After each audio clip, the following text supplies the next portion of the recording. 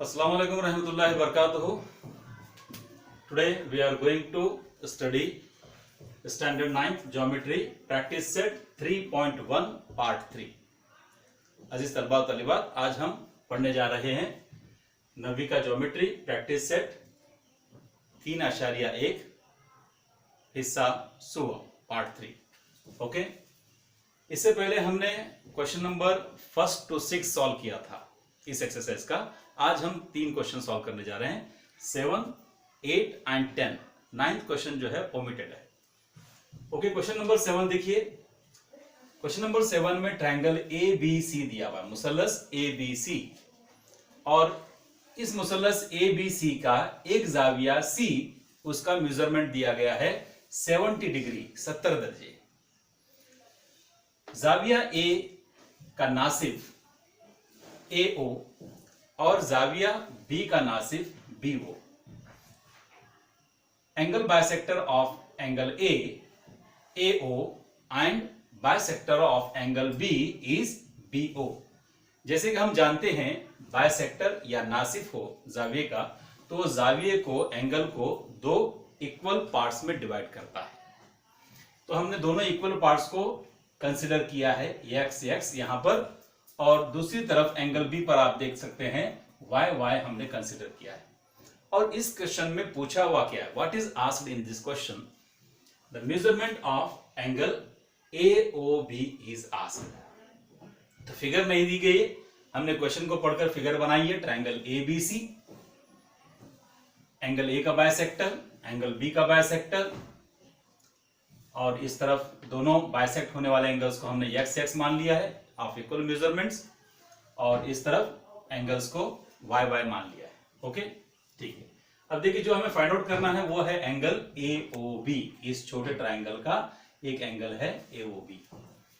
चलिए हम शुरू करते हैं. What is given in this question, इस सवाल में क्या दिया गया. बाइसेक्टर के जरिए बनने वाले दो जाविये, रास A पर बनने वाले, वर्टेक्स A पर बनने वाले दो जाविये कौन से हैं. Angle CAO is congruent to angle OAB due to angle bisector, जिसको हमने x मान लिया है. इसी तरह से वर्टेक्स B पर यानी रास B पर आप देखेंगे तो एंगल CBO, जाविया CBO मुतमासिल हो रहा है जाविया OBA के, वर्टेक्स B पर, रास B पर, जिसको हमने y मान लिया है. It is given and considered x and y. In triangle ABC, जैसा कि हम जानते हैं ट्रायंगल के तीनों एंगल का सम 180 होता है. किसी भी मुसल्लस के तीनों जावियों की जमा 180 होती है. तो पहले हमने बड़ा मुसल्लस ले लिया है ABC. ABC के तीनों जावियों की जमा angle A plus angle B plus angle C, तीनों जावियों की जमा 180 होती है. This is a basic property. तो फिर जिस तरह से हमने कंसिडर किया है, एंगल A को हमने टोटली कंसिडर किया है 2x, तो यहां पर हमने A की जगह पर लिखा 2x, और एंगल B को हमने कंसिडर किया है 2y, तो एंगल B की जगह पर हमने लिखा है 2y. In the next step we have written 2y plus C. The measurement of angle C is given, that is 70. I have written in figure also. 70 is equal to 180. अब इस तरह से अगर इस इक्वेशन को हम 2 से डिवाइड करते हैं, 2 से तकसीम करते हैं, what we will get, x y 2x plus 2y plus 70 is equal to 180 था. 2 से डिवाइड करने के बाद उसका हाफ हो जाएगा 1x plus 1y plus 35 is equal to 90. Okay, उसके बाद हमें यहां पर हासिल करनी है x प्लस y की वैल्यू. तो therefore we have to shift 35 to the right side. Then we will get x plus y is equal to 90 minus 35. 90 में से 35 तफरीक करने पर हासिल होता है 55. तो यहां पर हमें हासिल होता है x plus y is equal to 55. x plus y की value. This is considered as equation number 1. इसको हमने मान लिया मुसावात 1. अब चलते हैं छोटे ट्रायंगल में, जिसका हमें एंगल मालूम करने के लिए कहा गया है. छोटा ट्रायंगल कौन सा है, OAB देख रहे हैं आप, या फिर AOB. इन ट्रायंगल AOB इसी तरह से जिस तरह से यहां पर हुआ था, वहां पे हम 3 एंगल की सम को 180 लिखेंगे. तो तीनों जावियों की जमा 180 होनी चाहिए। चलिए इस छोटे ट्राइंगल के एंगल्स देखते हैं कौन कौन से हैं। AOB जिसको हमें मालूम करना है वो एंगल को लिखा हमने, प्लस बाकी दो angles OAB plus angle OBA। तो इस ट्राइंगल के तीनों एंगल्स की जमा भी 180 होती है। फिर ये जो एंगल AOB है जिसका हमें मेजरमेंट मालूम करना है उसको एज इट इज लिखेंगे, प्लस OAB को हमने कंसीडर किया है OAB, यहां पर आप देख रहे हैं x, in the beginning we have considered as x and OBA was considered as y. So put values of these two triangles, considered values x and y. In this way you will get angle AOB plus x plus y is equal to 180. From equation 1 we will put value of x plus y in this equation. We will get angle AOB plus 55, x plus y is equal to 55 is equal to 180. Angle AOB plus 55 is equal to 180. To find out the value of angle AOB, we have to shift 55 to the right side. Then we will get angle AOB is equal to 180 minus 55. That is, therefore, angle AOB is equal to 125. इस तरह से हमने जाविया AOB की value आसानी से हासिल कर ली। तो इसके बाद हम चलते हैं, we will move to next question, question number 8. Let's move to question number 8. Next question. अगला सवाल है सवाल नंबर 8। इसमें देखिए हमें साबित क्या करना है। इसमें शक्ल दी गई है, फिगर इज गिवन। साबित करना है, क्या साबित करना है? Angle PTQ is equal to 90 degree. ये जाविया 90 दर्जे का है। देखते हैं फिगर में कहां दिया हुआ है। ये एंगल PTQ, ये एंगल दिया हुआ है। एंगल PTQ दिया हुआ है, इसको हमें 90 प्रूव करना है। देखिए क्या क्या दिया हुआ है क्वेश्चन में। क्वेश्चन आपके पास है डियर स्टूडेंट्स। देखिए line AB is parallel to line CD। खत AB और खत CD ये दोनों एक दूसरे के मुतवाजी हैं। चैप्टर नंबर 2 में हमने पढ़ा था मुतवाजी खुतूत की खुसूसियात क्या हैं, what are the properties of parallel lines. We have studied in chapter 2। Okay, अब देखिए अगर एक खुतूत मुतवाजी हैं तो इनके दरमियान बनने वाले दाखला जाविये यानी इंटीरियर एंगल्स ये सप्लीमेंट्री होते हैं, मुतम्मिम होते हैं, 180 के होते हैं। अगर खुतूत मुतवाजी हो तो दाखला जाविये मुतम्मिम होते हैं। If lines are parallel then interior angles are supplementary to each other. ये प्रॉपर्टी हम जानते हैं, उसी प्रॉपर्टी का हम यहां पर यूज करने वाले हैं। और क्या दिया हुआ है क्वेश्चन में? रे PT is bisector of angle BPQ, यानी शुआ PT जाविया BPQ का नासिफ है।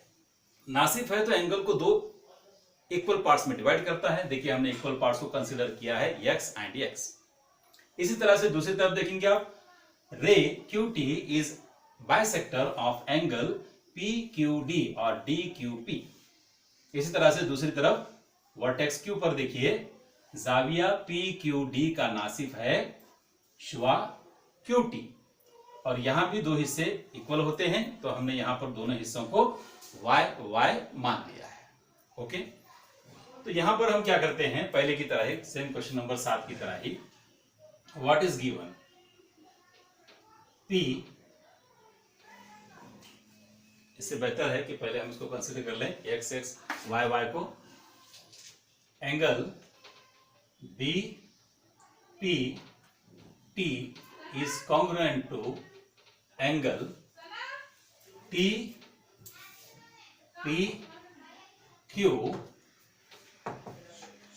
we have considered as x.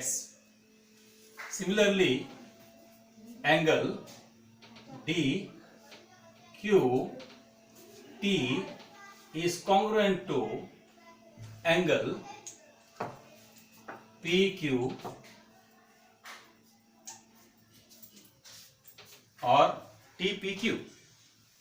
एक ही तरह का लगेगा आपको, इसके लिए मैं यहां पर कर देता हूं TQT P जिसको हमने y मान लिया है,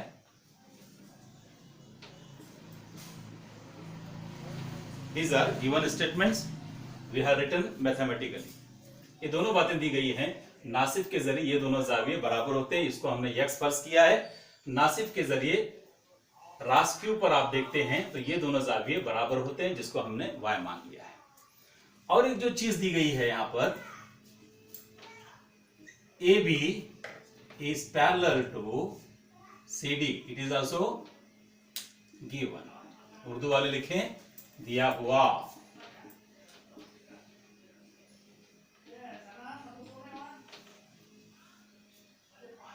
ओके, अगर ये दोनों खुद मुतवाजी हैं तो इनके दरमियान बनने वाले दाखिला जाविया मुतम्मिम होना चाहिए, यानी इंटीरियर एंगल सप्लीमेंट्री होना चाहिए।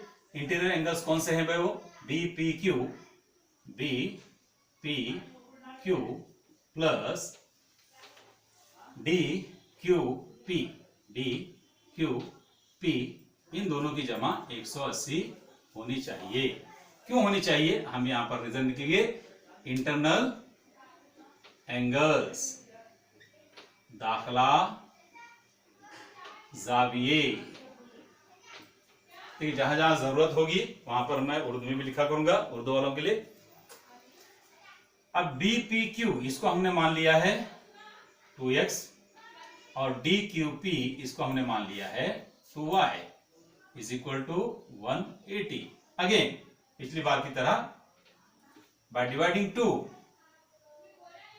2 से तकसीम करते हैं तो आधा हो जाता है, इसलिए हम यहां पर लिखेंगे x plus y is equal to 90 degree.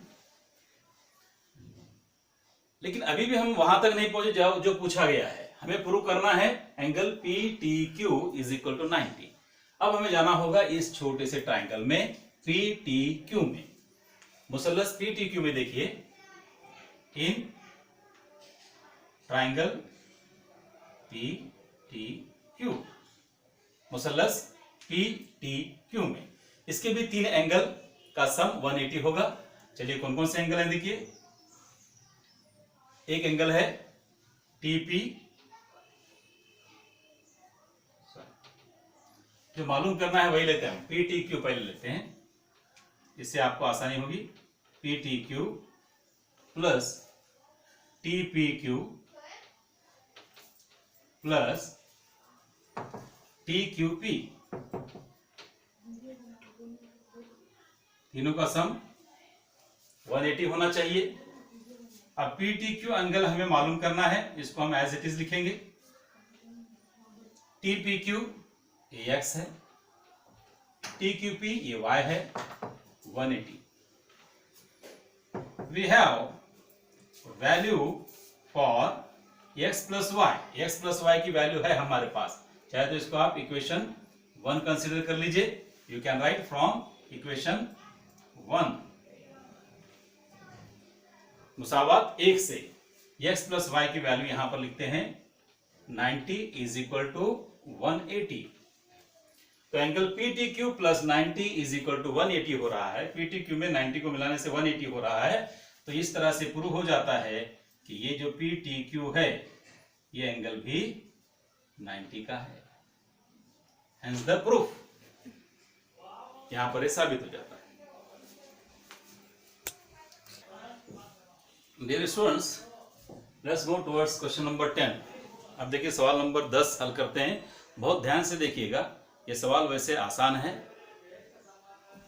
लगता है शक्ल को देखकर वही मुश्किल है, लेकिन मुश्किल नहीं है। ज्योमेट्री बहुत आसान है और खासतौर से सवाल भी बहुत आसान है। इस सवाल में, इस क्वेश्चन में आपको प्रूव करना है, साबित करना है 2 बातें। एक तो है एंगल DEG, फिगर दी भी है DEG, ये जो एंगल है, एंगल EDF, एंगल EDF इसका हाफ, ओके।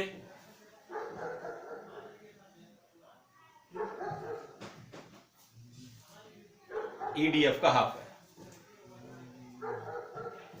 ठीक है। देखिए अब फिगर में दिया हुआ क्या है, ये जो आप EG देख रहे हैं ये एंगल DEF का बायसेक्टर यानी नासिफ है जाविये का। और इसी तरह से जो रे एफ जी है ये भी एंगल डी एफ एम यानी जाविया डी एफ एम का नासिफ है, इसलिए हमने यहाँ पर इन दोनों जावियों को एक्स एक्स मान लिया है और इन दोनों जावियों को वाई वाई मान लिया है। और खास तौर से जो बात दी गई यहाँ पर, लाइन ईडी और side ED is parallel to ray F G, इसका हमें यूज करना है। अब देखिए होता क्या है, 2x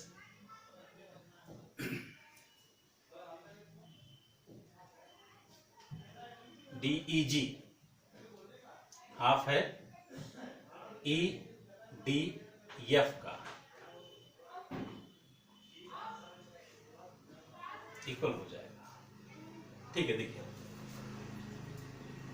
अब यहां पर अगर हम ये लाइंस पैरेलल लेते हैं, प्रूफ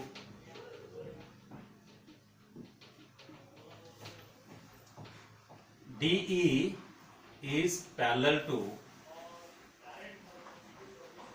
GF और FG, it is given। ये दिया हुआ है। ओके, अगर दिया हुआ है तो नजीरी जाविये यानी करस्पॉन्डिंग एंगल्स कॉन्ग्रुएंट होने चाहिए। करस्पॉन्डिंग एंगल्स कौन कौन से देखिए भाई, एक है DEF should be congruent to angle DFM,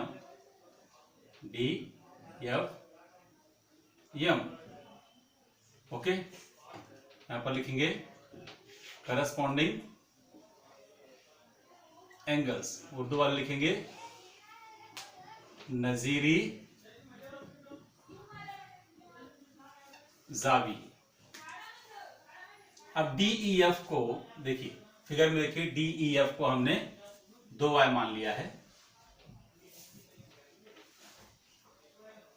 sorry ये GFM होना चाहिए। देख लीजिए फिगर में नजीरी जावी कौन से होंगे, DEF और GFM होंगे करस्पॉन्डिंग एंगल्स। तो इसको हमने मान लिया है 2y इक्वल टू क्या हो जाएगा, वैल्यू लिख रहे हैं, कॉन्ग्रुएंसी लिखने की जरूरत नहीं है, तो ये x हो जाएगा। Therefore y is equal to 1/2 x हो जाएगा। अब y क्या है जो हमें प्रूव करना है उसको हम लिख लेते हैं। यहां पर y है DEG is equal to half, is equal to half. अब x है, x की जगह पर आना चाहिए GFM आना चाहिए, GFM is equal to GFD।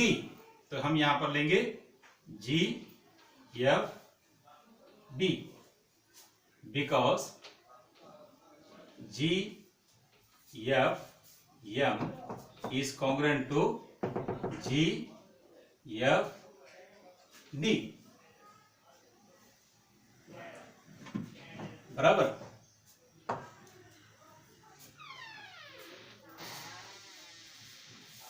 तो हमने GFD ले लिया है। अब देखिए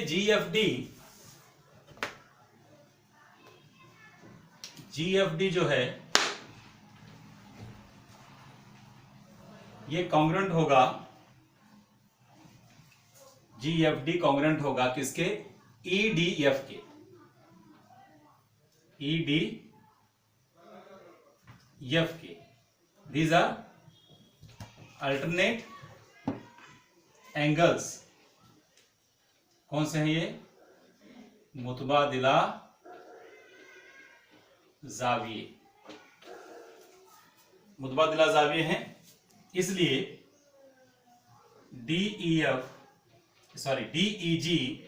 is equal to 1/2 into GFD की जगह पर हम यूज करेंगे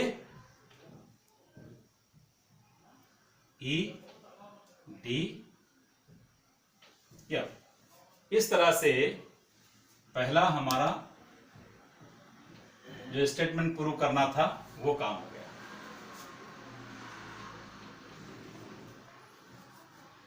तो इस तरह से प्रूव हो गया angle DEG is equal to half of the angle EDF। पहला पार्ट हमने प्रूव कर दिया। ओके, समझ में आ गया? तो एक मरतबा फिर देख लीजिए, D is parallel to GF। D और GF मुतवाजी हैं। मुतवाजी हैं तो करस्पॉन्डिंग एंगल्स यानी नजीरी जाविये मुतमासिल होना चाहिए। DEF मुतमासिल होगा GFM के करस्पॉन्डिंग एंगल्स नजीरी जाविये। DEF की वैल्यू है 2y और GFM की वैल्यू है 1x। 2y बराबर 1x, y बराबर 2 को अगर शिफ्ट करते हैं 1/2x हो जाएगा। अब इनको फिर से हम एंगल्स लिखते हैं। y की जगह पर हम एंगल लेंगे DEG। इस एंगल को हमने ले लिया जिसको प्रूव करना है, is equal to half GFD होता है। GFD होता है, हालांकि होना चाहिए था GFM। हमने GFM लेने की बजाय GFD ले लिया। क्यों ले लिया? GFM is equal to GFD, दोनों की वैल्यू x है। चाहे तो आप यहां पर x भी लिख सकते हैं समझने के लिए। फिर उसके बाद DEG angle is equal to 1/2। GFD की जगह पर हमने EDF क्यों ले लिया? Because GFD angle is congruent to angle EDF। These are alternate angles formed in between parallel lines.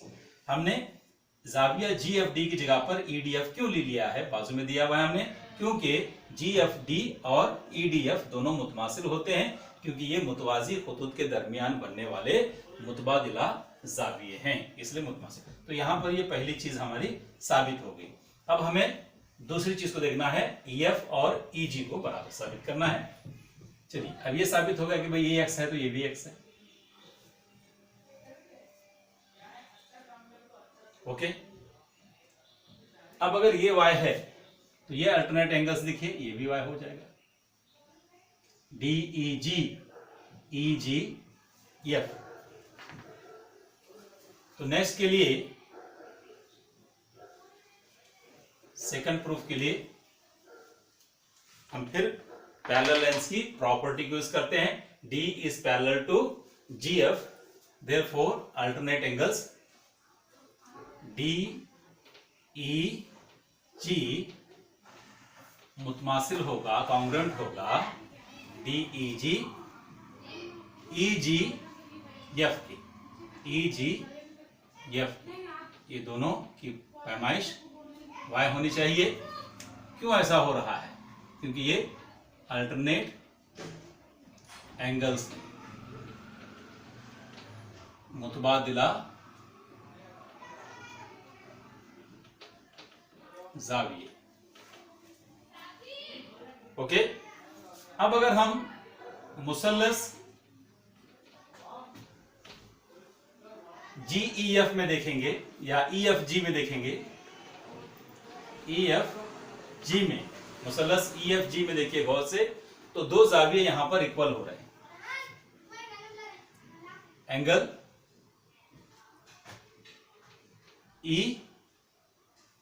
EGF is congruent to angle GEF।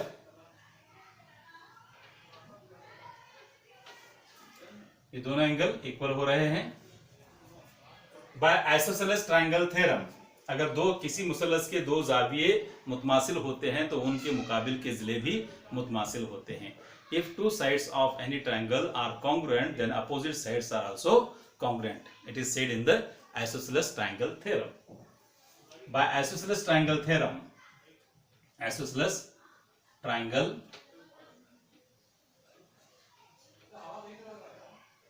theorem, Urdu वाले लिखेंगे मुसाविस साकैन। मुसल्लस, चाहे तो पहले लीजिए मुसल्लस मुसाविस साकैन का मसला। मुसल्लस मुसाविस साकैन का मसला कहता है अगर किसी मुसल्लस के दो जाविये मुतमासिल हों तो उनके मुकाबिल के जिले भी मुतमासिल होते हैं। इनके मुकाबिल के जिले होंगे EF और FG, ये दोनों मुतमासिल। ये हमारा सेकंड प्रूफ हो गया। इस तरह से साबित हो गई दोनों बातें। तो यहां पर प्रैक्टिस सेट 3.1 कंप्लीट होता है। इंशाअल्लाह dear students, in next class we will take one more exercise, few more properties, few more theorems, inshallah. See you in next class. Allah Hafiz.